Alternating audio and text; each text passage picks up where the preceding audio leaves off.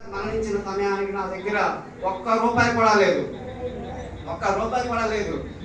నా బంధువులు కానీ, నా మిత్రుడు కానీ, నా స్నేహితులు కానీ ఎవరు నాకు ఆర్థిక సహాయం చేయలేదు.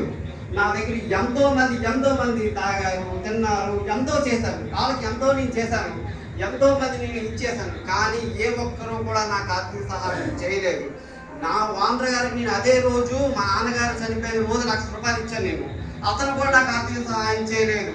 అతను ఒక 10,000 రూపాయలు నాకు ఇస్తే ఆ 10,000 రూపాయలతో మా నాన్నగారికి దానం చేసుకొని ఆ తర్వాత నేను నడుస్తూ పోతూ తండ్రి నువ్వే ఉన్నావు నాయన, నాకు ఎవరు దిక్కులేదు, ఎంతవరకు మా నాన్నగారు తోడుండేవారు, నాకు ఎవరు తోడలేదు, నాకు ఎవరు సహాయం చేయలేదని చెప్పి నమ్ముకొని ఆ 12 రోజులు నేను ఎవరిని చేయి చాపకూడదు, నేను ఎవరిని అడగకూడదు, నేను ఎవరి దగ్గర చేయి చాపకుండా బ్రతకాలని నిశ్చయించుకున్నాను.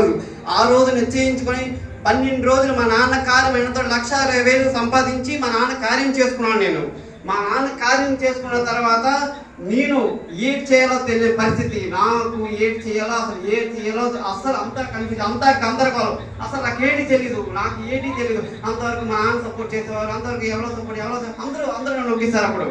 అప్పుడు నేను మా చిన్నాన్న దగ్గరికి అయినా జాన్ పాస్టర్ గారి దగ్గరికి వచ్చాను. చిన్న నా పరిస్థితి అయిపోయింది, నేను చేయాలా, నువ్వు రాసి నేను లోపల తీసుకెళ్ళి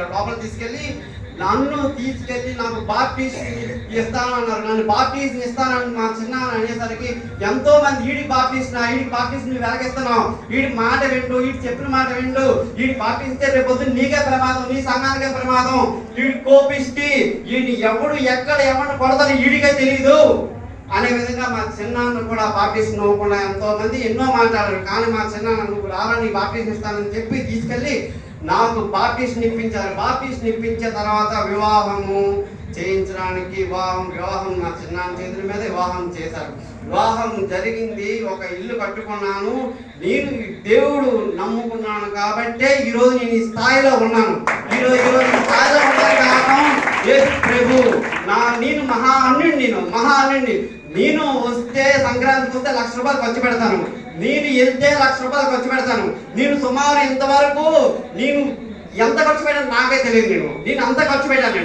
ఖర్చు పెట్టి వచ్చి ఈ రోజు కూడా ఎక్కడ కూడా చాలా గందరగోళం అయిపోయిన పరిస్థితిలో నేను వచ్చినప్పుడు నేను బాప్టిజం తీసుకొని నాకంటే ఒక ఇల్లు ఏర్పాటు చేసుకొని నాకంటే ఒక వివాహం చేసుకొని నేను ఈ రోజు ఈ స్థాయిలో ఉన్నానంటే కారణం యేసు ప్రభు నిజమైన దేవుడు నమ్మబట్టే. నేను నమ్మాను కాబట్టి ఈరోజు ఈ స్థాయిలో ఉన్నాను. నా ఒక్కడు కూడా బతకలేని పరిస్థితిలో ఉన్నప్పుడు మా నాన్నగారు చనిపోయినప్పుడు నాకు దేవుడు ఒక్కడే నాకు సహాయం చేశాడు. నాకు ఎవరు